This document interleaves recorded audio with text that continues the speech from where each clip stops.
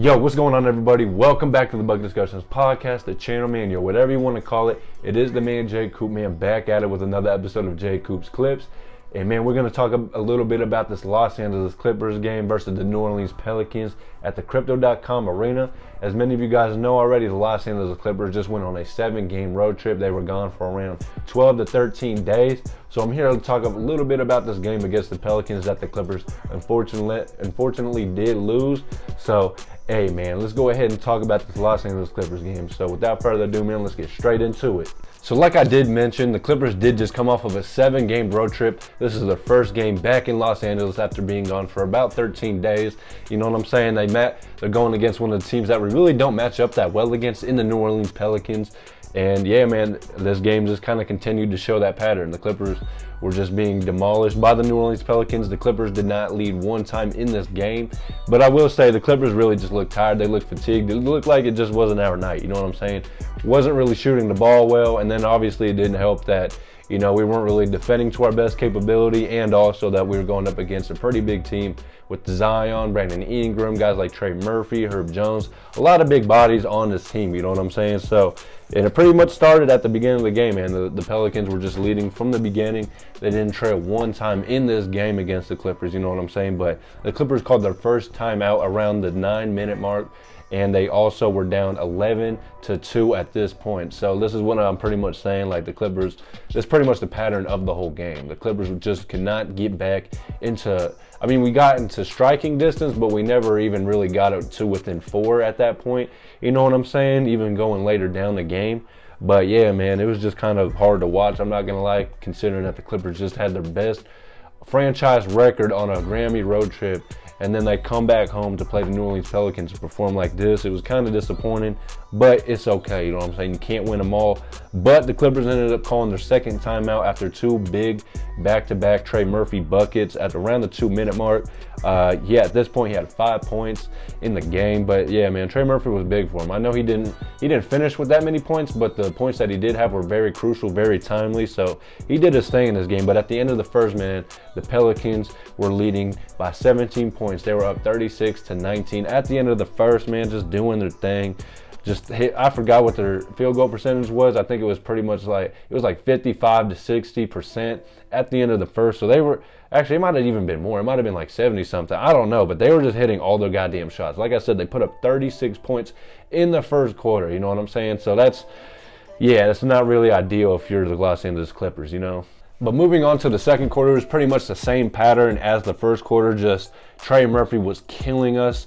You know what I'm saying? Around the 9-minute mark in the second quarter alone, this man already had 13 points at that time. I believe he was like 3 of 8 from 3 of, I forgot. I know he had 3 threes in this game though. But the funny thing is he did end up finishing the game with 13 points, so he didn't end up scoring that much more throughout the game. But that is the scary part about this Pelicans team, is they just have that much talent that they can, you know, have a guy like Trey Murphy go scoreless the rest of the game from the 9-minute mark in the second quarter to pretty much winning the game still by double digits. So yeah, man, but around the 5-minute mark, PG took his 8th shot around the 5-minute mark in the second quarter, and at that point he was 0 of 8 from three-point line. He was just 0 of 8 from the field in general. So that's just something you really want to see change. I know he's been dealing with some sort of groin injury, but at this point, in my personal opinion, I would love to just have Paul George sit until he's 100% okay again, and instead of kind of just being a liability out there. I will say he has been pretty good on defense, even still with that groin injury, but at this point, I don't even want to risk that, you know what I'm saying, enhancing the injury, and on top of that, you know, just being a liability to the team out there, you know what I'm saying, especially when we need you to score. There's no reason you should be going 0 of 8 from the field, you know what I'm saying?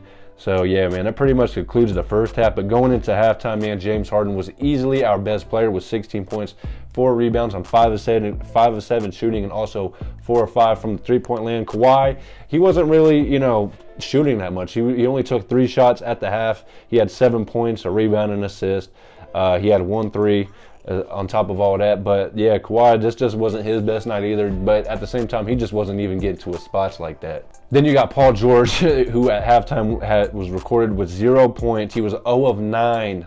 0 of 9 from the field at this point, and 0 of 6 from 3. Like, Like, what are we doing, bro? Like, I love Paul George. He's my favorite player on the team, but it's like, at some point, you just gotta sit down. You know what I'm saying? Like, I know you want to be like a badass playing through injury or whatever, but no, that's not what this is. At this point, you're really only jeopardizing the team. So, yeah, man, please just sit the fuck down. But, yeah, going on to the Pelicans, though, man, Trey Murphy, like I said, he was shooting us out of the game in the first half. At this point, at halftime, he had 13 points on 5 of 10 shooting, so 3 of 7 from 3. So, like I said, Trey Murphy was just lightening us up in this game. He was just really having his way in the first half, at least. But even CJ McCollum, he finished in the game with 9 points, or not finished in the game. This was at halftime. He had 9 points, 5 rebounds, 2 assists on 4 of 8 shooting. So he was shooting 50% from the field at this point. And Herb Jones was pretty much just doing everything, bro. He was hustling. He was scoring a little bit, rebounding the ball, dropping dimes, just doing a little bit of everything for this Pelicans team.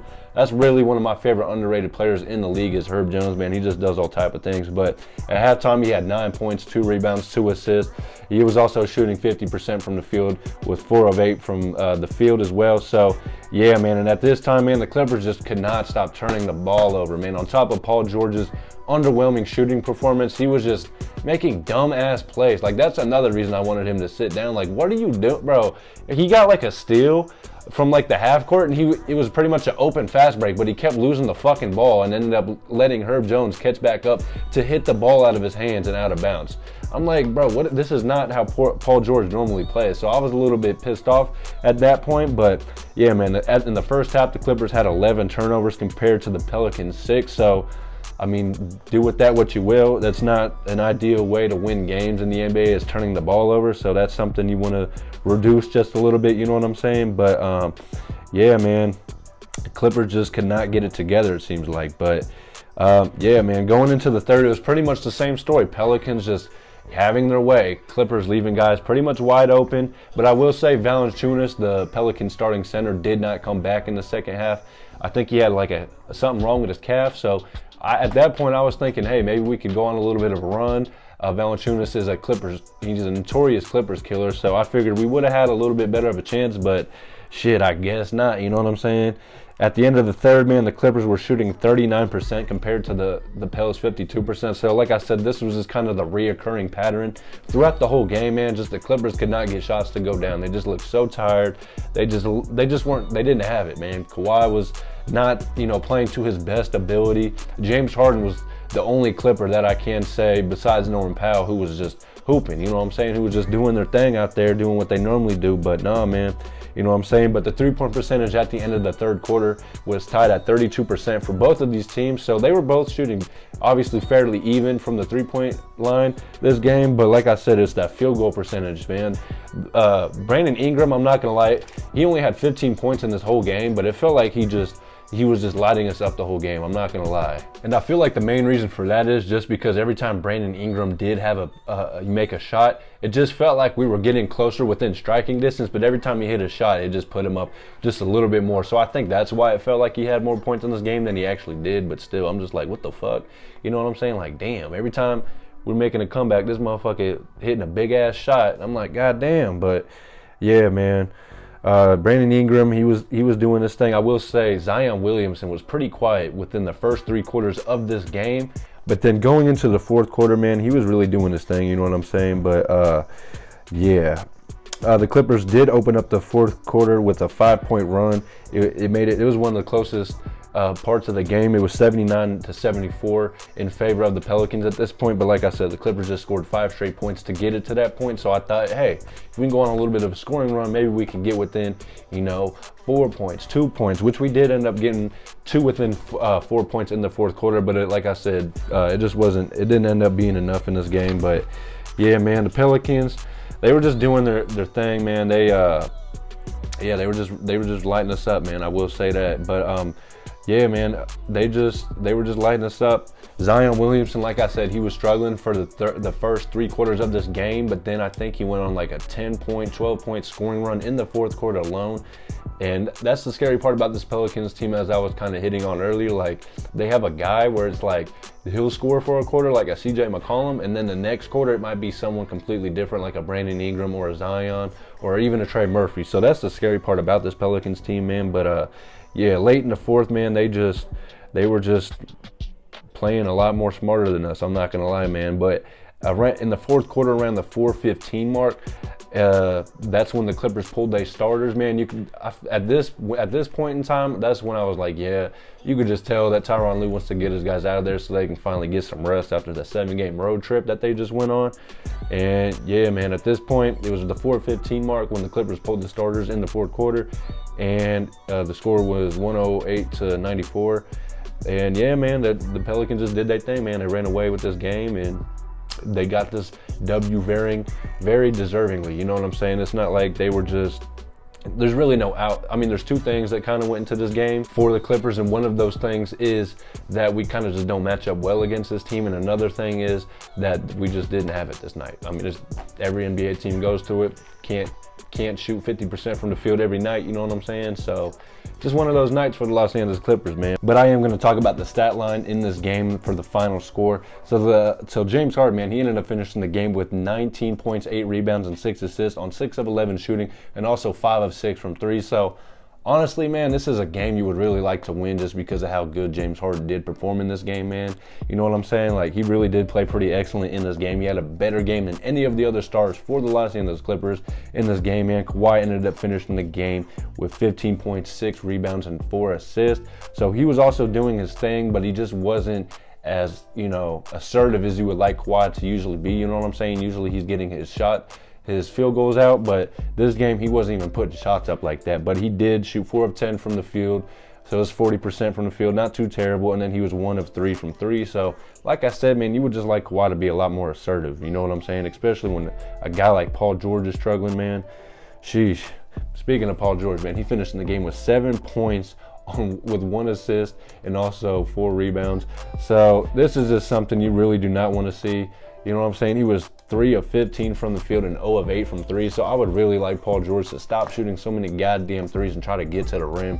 Even Richard Jefferson on the commentary was saying that. Like, he was like, after a while, if you're 0 of 5 from 3 and you're like 0 of 8 from the field in general, you would think most NBA players would try to get to the basket to try to see the ball get into the basket. But no, Paul George is the complete opposite. After he misses his first 3 threes, he's going to chuck up another 3 threes. It's like, god damn, his game's just so damn frustrating, I'm not going to lie. But man, Paul George, like I said, very inefficient this game. I don't even know what his plus minus was, but it was probably pretty terrible. He also had 3 turnovers to go along with this horrendous goddamn stat line. So yeah, man. But Norman Powell was hooping. He had 18 points with an assist on 7 of 14 from the field, and also 2 of 7 from the 3. So he was shooting 50% from the field, doing his damn thing. You know what I'm saying? Shout out to Norman Powell. I really do love that guy, man. He's one of my favorite players on the team. But yeah, man. For the Pelicans, man, CJ McCollum kind of had a quiet 25 points, but you could tell he was really feeling it in the fourth quarter, where he did hit 2 or 3 pretty big threes to kind of change the momentum of this game when the Clippers were kind of getting within striking distance.